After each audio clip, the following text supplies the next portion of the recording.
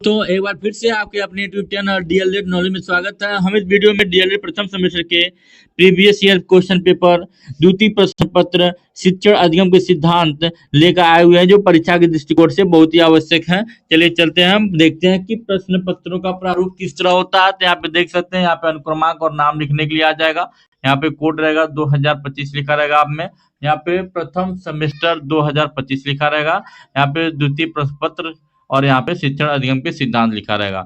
और आपको बताते चला कि इसमें जो पूर्णांक होता है वो 50 का होता है और समय 2 घंटे का होता है। 3 तरह के क्वेश्चन आते हैं, बहुविकल्पी प्रश्न आते हैं, अति लघु उत्तरीय प्रश्न आते हैं और लघु उत्तरीय प्रश्न आते हैं, जिसमें अति लघु उत्तरीय प्रश्नों को 30 शब्दों में और लघु उत्तरीय प्रश्नों को 50 शब्दों में लिखने होते हैं। ठीक है, अब चलिए चलते हैं, हम अपने प्रश्नों का प्रारूप देखते हैं कि शिक्षण पुनर्बलन की आवश्यकताओं का क्रम है किसका कथन, ये आपका जवाब देना होता है। शिक्षण का प्रमुख कार्य विचारों, तथ्यों एवं सूचनाओं को शिक्षार्थी तक पहुंचाना, यह कथन किसका है।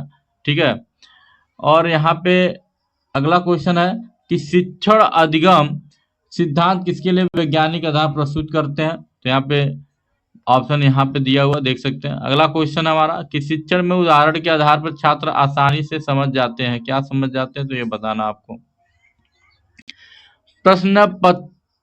प्रश्नोत्तर शिक्षण विधि किसके समय से चली आने वाली एक प्राचीन पद्धति है, ये आपको बताना है। इसमें 15 क्वेश्चन होते हैं बहुविकल्पी के, याद रखिएगा 15 नंबर का।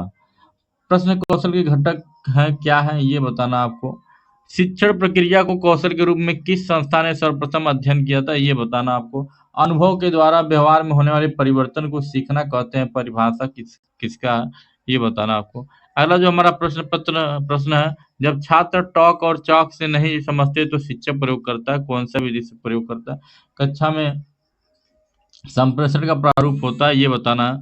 छात्रों में क्रियाशीलता का आंदोलन सर्वप्रथम किसने किया था, ये आपका जवाब देना है। अगला क्वेश्चन हमारा आगे का क्वेश्चन है कि ज्ञात से अज्ञात की ओर सूत्र की ओर सबसे पहले किसने ध्यान आकर्षित किया। शिक्षण अधिगम सामग्री का कक्षा में प्रयोग करना चाहिए। ठीक है, विद्यालय पर्यटन सर्वप्रथम किस शिक्षा शास्त्री का देन है ना।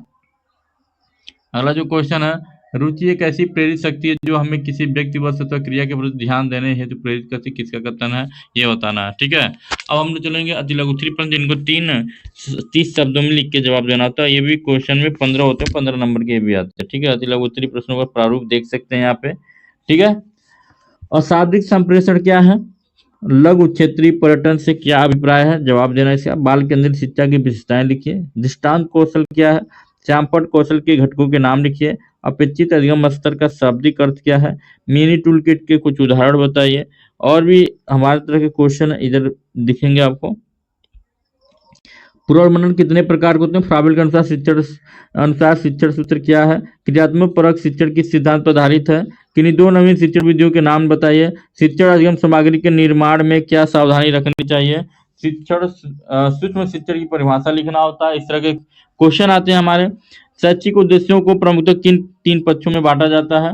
न्यूनतम अधिगम स्तर की आवश्यकताओं के लिए जिम्मेदार किन्हीं 2 कारकों का उल्लेख कीजिए। अब हमारा लघु उत्तरीय प्रश्न ये 10 होते हैं आपके, 10 दूना 20 नंबर के ये होते हैं। 30 नंबर उधर, 20 नंबर इधर। सूक्ष्म शिक्षण सोपान क्या है, श्रव्य दृश्य सामग्री कैसी होनी चाहिए। शैक्षिक दूरदर्शन कार्यक्रम की आधारभूत प्रक्रिया बताइए। निदानात्मक शिक्षण के प्रमुख साधनों का उल्लेख कीजिए। ठीक है, और भी चलते हैं हमारा। और यहाँ पे जो हमारे अगले क्वेश्चन है कि किसी एक शिक्षण प्रवृत्ति के विस्तार से समझाइए। उपचारात्मक शिक्षण किसे कहते हैं, इस शिक्षण में प्रयुक्त होने वाली विधियों को भी समझाइए। छात्र सहभागिता कौशल से आप क्या समझते हैं, कक्षा कक्ष में छात्र सहभागिता की आवश्यकता पर प्रकाश डालिए। संप्रेषण प्रक्रिया में किन तत्वों का होना आवश्यक है, संक्षेप में बताइए। शिक्षण अधिगम सामग्री के रखरखाव बरती जाने वाली सावधानियों को स्पष्ट कीजिए। शिक्षण अधिगम के सिद्धांत प्रमुख आधारों का वर्णन कीजिए। ये हमारे प्रश्नों के प्रारूप होते हैं। ठीक है, इसको आप रिवीजन करके जरूर जाइए। आज का वीडियो हमारा यहीं पे समाप्त होता है। मिलते हैं अगले वीडियो में, तब तक के लिए नमस्कार, जय हिंद।